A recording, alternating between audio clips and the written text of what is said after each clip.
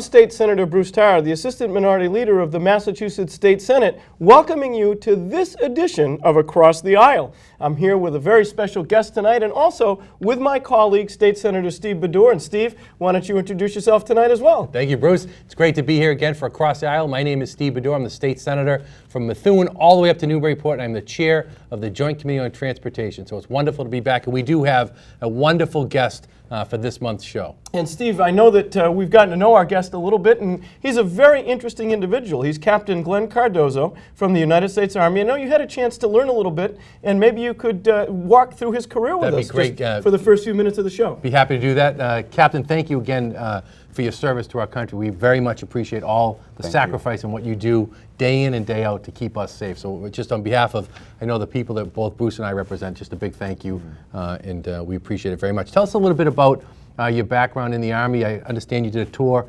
in Afghanistan. So let's talk a little bit about your service, when you joined, and a little bit about what it's been like. Well, I am a captain in the United States Army. I am an engineer by trade. I commissioned out of Providence College through the ROTC program. And I spent about 4 years at Fort Bragg, North Carolina as an airborne engineer. I did 1 year in Afghanistan from 2005 to 2006. And then I went to the Captain's Career Course recently. And then I have been a company commander of the North Shore Recruiting Company for the last about 15 months or so. And that's what brings me here today. What was it like? Tell us a little bit about the Afghanistan tour. I mean, I know a lot of people, we watch it on the news, we see it, but that hand experience, I think, makes a difference in people. Tell us a little bit about your thoughts, where you think the war is heading there, and how the soldiers are treated both there and when they come back. Well, Afghanistan is a unique place, and the soldiers are treated magnificently throughout the process, and their pre-deployment, while they're deployed, and then when they return. They're provided all the resources and assistance that they need and require. And while there, I mean, Afghanistan presents a whole host of challenges, and I think the Army does a magnificent job of facing those challenges.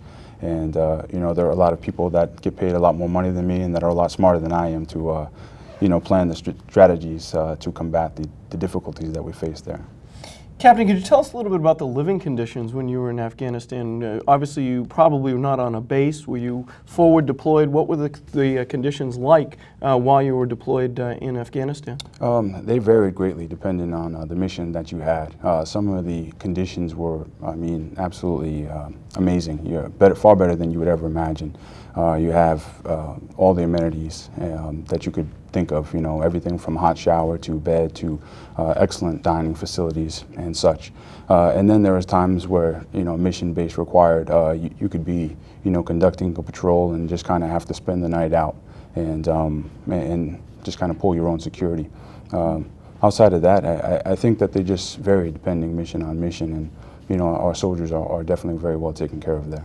And generally speaking, what about morale? It would seem, looking at it from this side, that might be a bit of a challenge in such a dangerous place with such varied living conditions. What's morale like, and how does it get maintained as part of the overall operation? Well, I think that the benefit of being a soldier is the understanding of what it is that you have to do, and that keeps morale high. The selfless service that we have and the sacrifices that we need to make are all part of the job that we go into and the profession that we've chosen. So it keeps morale high because you understand that you're making America a better place, and you are combating you know, some of the challenges that are going on globally. And that's the primary job of leadership, is to ensure that you keep your soldiers actively engaged and to keep them motivated, and so that way they understand the job that they're doing a fantastic job, and just to keep them motivated for the way ahead.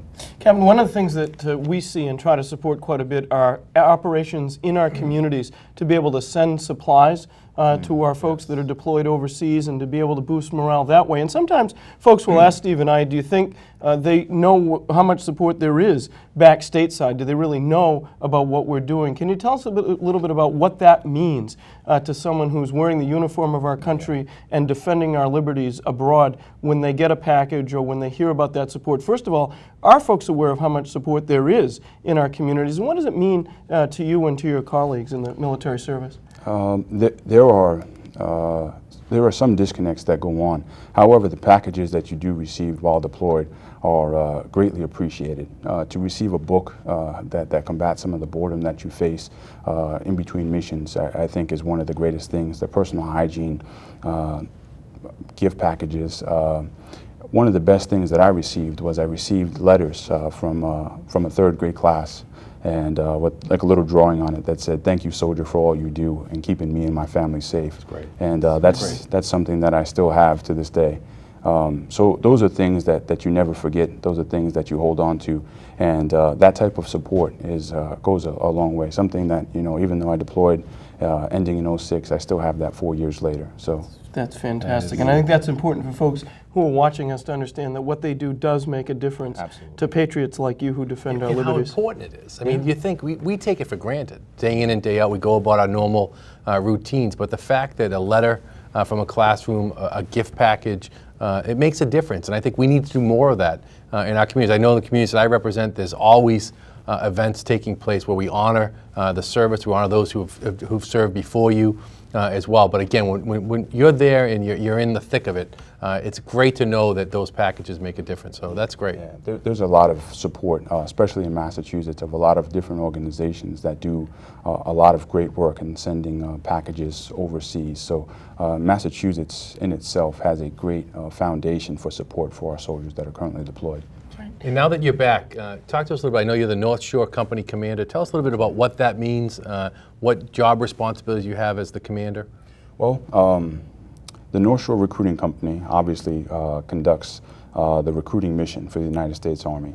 And I have the North Shore area, which consists of just north of Boston to the border of New Hampshire, as far west as the outskirts of Framingham and Marlborough, and then as far east as Lynn. So I have a pretty large area that I'm responsible for. I have 7 different recruiting stations, and my responsibilities as the company commander are to understand what sort of like a sales marketing understanding, but you have to understand the demographics of your area. You have to kind of mission your company so that way they are able to get the word of the Army out there. I'm responsible for all my soldiers, and we are the face of the Army within the state of Massachusetts, absolutely, especially considering we don't have an active duty military base. We have several National Guard institutions, and we have several reserves institutions, but we are the face of the active duty Army here in Massachusetts. Captain, approximately how many people are in your command, in the recruiting command? I have 44 members, 44 soldiers that are within my company. Okay. One of the things we specifically want to talk about on this show is the way that our communities can get involved with partnering with you. And we know that you have helped to innovate in Massachusetts something called the Community Covenant Program. And could you give us a bit of a description from a 30,000-foot perspective of what is the Massachusetts Military Covenant? The Community Covenant Program is a program in which the active duty military partners, well, let me back up. I don't want to say active duty military. The Army and then more broadly the military in itself partners with the community. So that partnership doesn't consist of just active duty Army. It can consist of National Guard. It can consist of United States Reserves. It can consist of Coast Guard, and it's all military service members across the board, across anybody that is part of the Department of Defense. And that is the covenant is the foundation. Whether it's through a resolution or a proclamation in which the city or community conducts an outreach to the military and says that we recognize the sacrifices of the service member, we recognize the sacrifices of the family members, and we honor them. And it is a very it's a very concrete foundation for which a partnership is formed, because then what the military does, it forms, it then creates an opportunity for the military to be active members within the community. And that varies depending on city, town, community to community.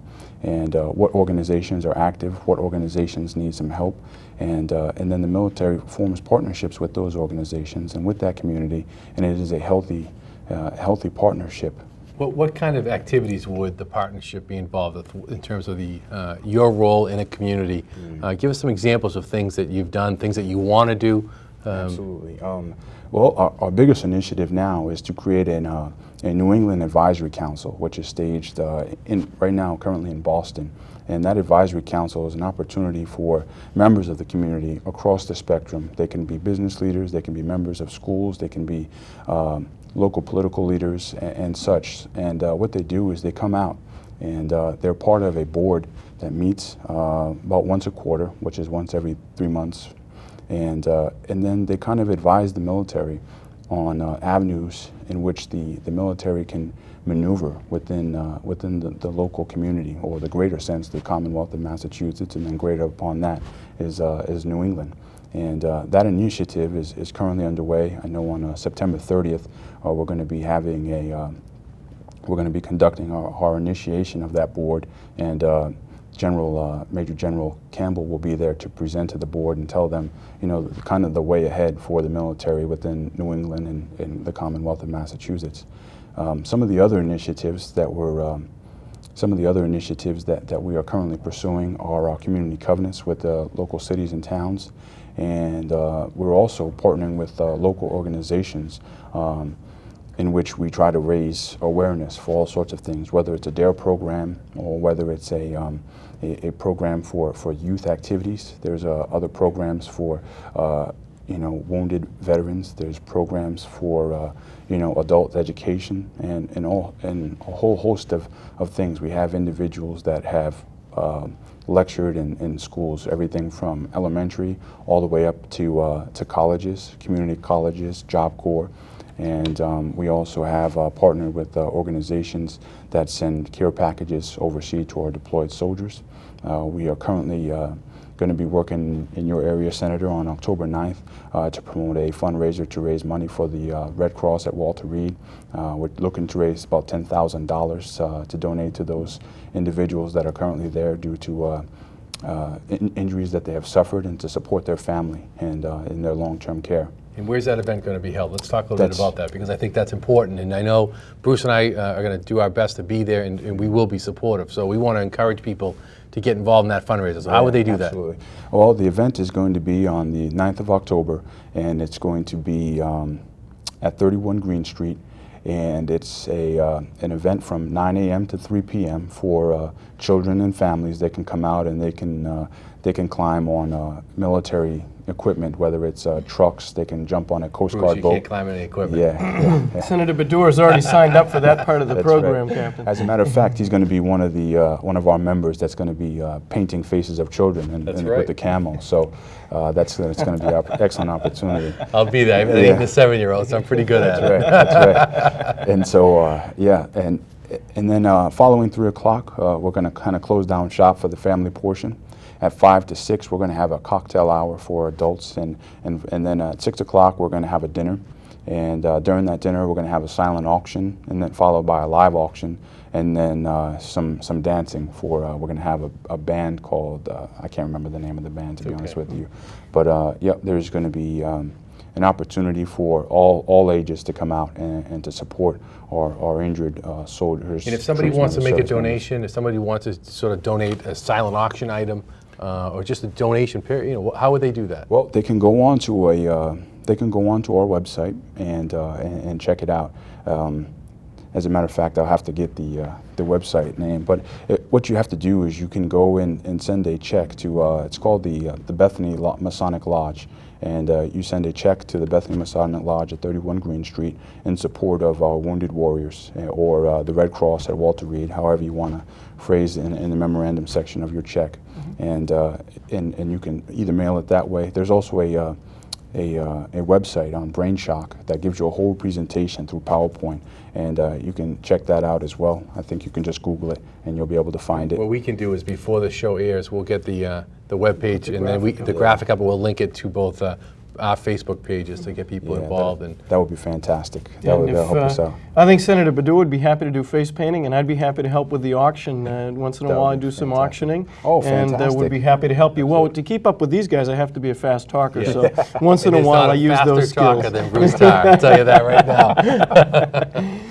Captain, I think you've given us a little bit of an overview of Yeah. some of the projects that you do. Let's talk about the mechanics of the program. So the Okay. first question would be, how does a community get involved and form a community covenant with the Army? Well, it's as easy as they can send me an email and we can begin dialogue that way. If you want, I can give you my email Please address, do. and they can shoot an email. Do you want me to say it out We loud? want you to look right at that camera exactly, right and there. recite it slow enough so people can write it down. Okay, my email address is glenn.cardozo@usarec, USAREC.army.mil. Glenn is spelled with two N's, GLENN, .cardozo, CARDOZO, at USAREC.army.mil, MIL. Great. So they send you an email, they begin the conversation, and then right. ultimately this requires approval by a municipal body. That's right. And that can be a city council or a board of selectmen, maybe a mayor. Can you tell us a little bit right. about what is required on the municipal side to be able to move forward, and what happens on the military side? Well, what happens is the municipal side consists of it is either a proclamation or a resolution, depending on how the body wants to proceed, and that's just legal jargon that I don't quite understand, to be honest with you. But We'll leave that to Bruce. yeah, yeah. And so what it is I will send you a copy or a kind of a blanket resolution, and your municipality, whether it's a board of selectmen or a city council, draft it up in whatever language they find appropriate for their individual community. And we then begin to talk on presentation dates, what type of ceremony that they want to perform, how it's going to be passed, and how it's going to be presented. And what ends up happening is usually myself and the Massachusetts Civilian Aid to the Secretary of the Army, Mr. Rob Soldner, he comes along and we do a presentation to the Board of Selectmen or to the City Council, and they then vote on that resolution or proclamation, and it is then passed, and then we can do a ceremony, where veterans come out within the local area, and we kind of celebrate the passing of this resolution or proclamation. Or it can just be something as simple as we just begin immediate partnerships within the organization, within that community. Okay, we're going to stop here for a brief commercial, and I want you to look right there and give that email address again, just so we make sure that people get it. Okay, it's Glenn, GLENN, .cardozo, CARDOZO, at USAREC.army.mil. Great. Now let's move forward. We've talked about the municipal side of this and what happens at that level. Yeah. What happens on the military side? Who actually approves this once the municipality has given its approval to the covenant? Well, there's a community covenant program that's run out of D.C., and all the information from the community covenants within the local cities and towns gets sent to them, and it's really up to the city or town to approve it. The Army has initiated the community covenant program, and we are looking to conduct community covenants with all of our communities across this great nation, and it's really up to the city or town and their municipality to pass. So once a covenant is established, the Army has approved it, there's a relationship now between the community and the military branch.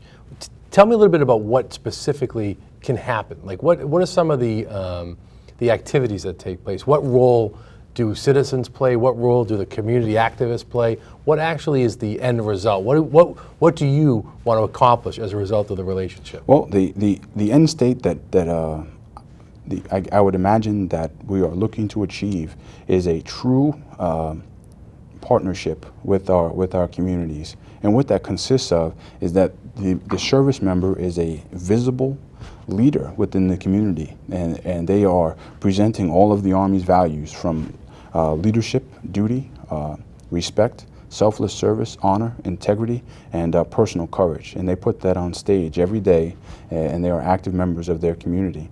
And what the end state is that the civilians of our great nation and of our communities are able to look to our natural, I don't want to say natural born leaders, but to our military service members as leaders of whether they're community activists or whether they're organizers or whatever it is that the community needs. So they can step into, for example, to a school and help renovate a classroom, or they can, I mean, what kind of Absolutely. activities? Well, in the Peabody area, what we did, we just recently had some of our soldiers volunteer to rebuild a playground for children. And I know that across Massachusetts we've rebuilt a couple of playgrounds. I know that we've done work with cancer societies and walks for or relays for life and things like that. We've also done things for our given holidays such as Veterans Day, Memorial Day, 4th of July parades and things like that. And the list can kind of grow based off of the community and what organizations need and what organizations are active within the community. And the military is looking to partner with those Do you try to organizations. get individual soldiers who are from a community to be involved in that community as part of the partnership? Absolutely, yeah, absolutely.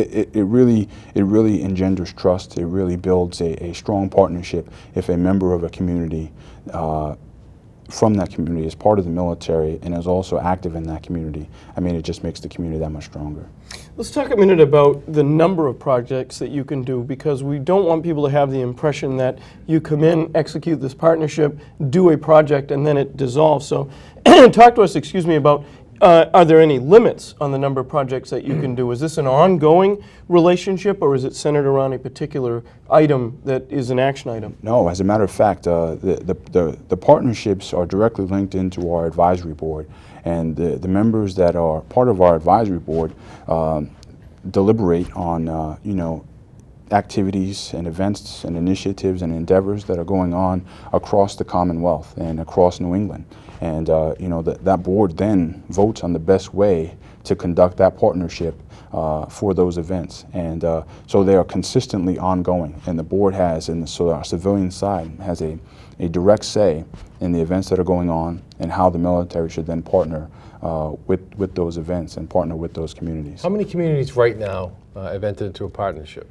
I currently have the North Shore area. I think we have about 15 or so communities that are partnered, and we have more that are going to partner. Right now we're kind of reshaping how we conduct the community covenant, because we are trying to establish a direct link between our community covenant program with our New England Advisory Board program.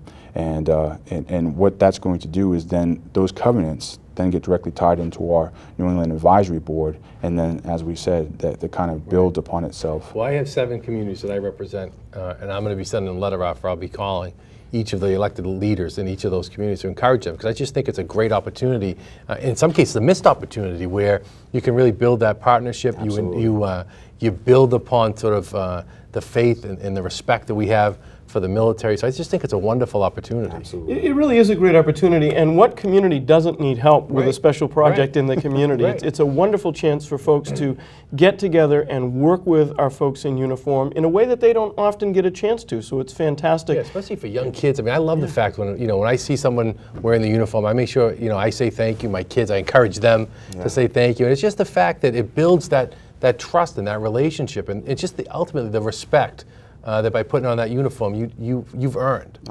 So we appreciate that. It's a great opportunity. You're right. What community doesn't need help? And we're going to do everything we can to be supportive of this. And in fact, we are working on Cape Ann on the Community Covenant program. We're working on it in Wilmington. And in all of my 17 communities, we are reaching out and trying to accomplish this. And wouldn't it be a great thing if in our region we got to 100% of the communities that are engaged in these partnerships? And it's a goal that's certainly achievable. Sure. Absolutely. And so one of the things that I know, Captain, that you thought was important and that we agreed was to have statewide recognition of this program, so that cities and towns would recognize that we in the legislature had endorsed the idea. And could you tell us a little bit about what you were seeking from us, and then let's talk a little bit about what we were able to accomplish together at the State House? Well, what we were looking for is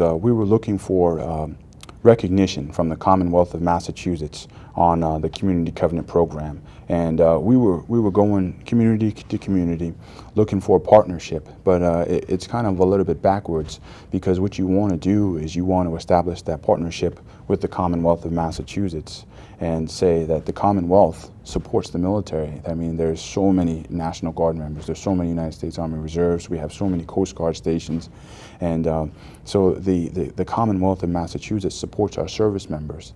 And then you kind of get down into the details of your communities and say, how can we, partner with organizations within your community, knowing that we have the full support of our legislature across the Commonwealth. And so as part of that, you made a request to us, and I'm very pleased to report to folks that are watching that we actually sponsored a resolution that was passed by the House and the Senate by unanimous votes to support this program.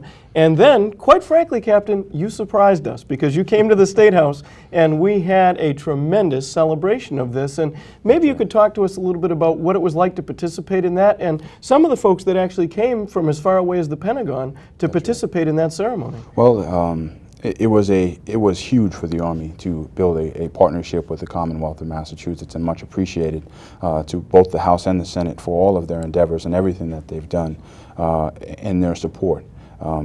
We are truly grateful for that partnership. But what it was there was just a whole bunch of individuals that were just truly excited about this opportunity, and they wanted to come and show their support. To include the Chief of Legislative Liaison, General James McConville, came out, and he was the one that was recognized and received the proclamation from Senator Tarr and the other legislators that were there to present at the State House. Again, it's just a great example of those of us who are serving in a legislative role, really just say thank you, and to also encourage communities to reach out, because you do so much good for people all over the world, and sometimes just to bring it back home and to say, okay, here we are, we're ready to help you in your own hometown. Right. To me, it really is a no-brainer. We need to make sure, and I think it's part about it's just educating the communities about what this program and what you have to offer, and that's why we wanted you on the show. It's why we're going to continue to encourage and to educate the communities that we represent to engage in this process, because the Covenant is just a great opportunity where we all benefit from all ages, from our veterans who have served and want to continue to serve. It's an opportunity for them to re-engage. For those who are serving, it's just another opportunity for them to get more involved in their communities, and it's a great opportunity to show young children what the military has to offer and what it means to give back. And we don't do enough of that with our young children to give back to their communities. And it's just a great example where to see the members of the military, men and women, giving back to their communities. I just think it's a great opportunity, and we need to make sure we encourage others to do it.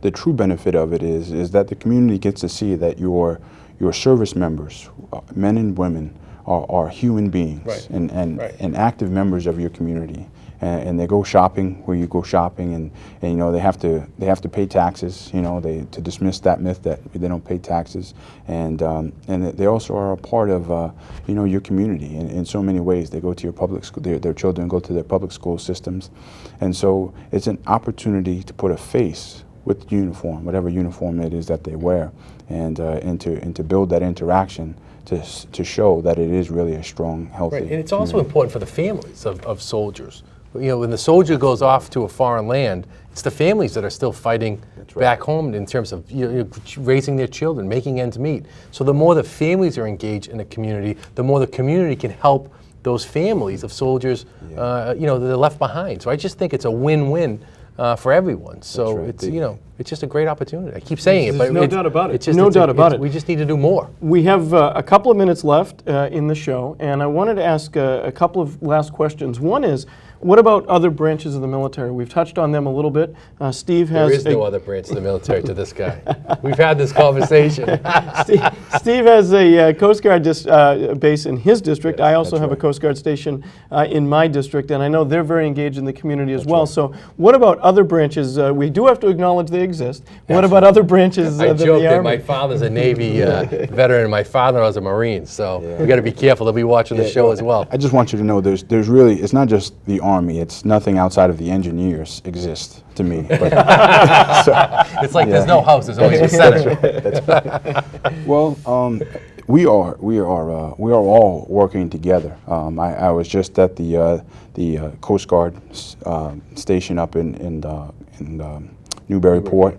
That's right, and we're working with all sorts of all sorts of individuals, and we're working with all the branches of the military. And we are reaching out across National Guard and Reserve. We're reaching out to our Coast Guard members, to our Marines, to our sailors, everyone across the board. And because it's not just about the Army. It's about supporting the service member that has taken the oath to serve our country and to build that partnership. It's critically important. We have about 30 seconds left, and we want to leave you with about 30 seconds to tell us, to the folks who are listening, why should they get involved, and why is the Community Covenant program important for their community? First off, I would ask you to get involved only to make your community better. It benefits you, it benefits your neighbors, it benefits everyone around you, whether you choose to get involved with the Community Covenant program or not. But just to get involved is a call to get involved with your community to make this nation better.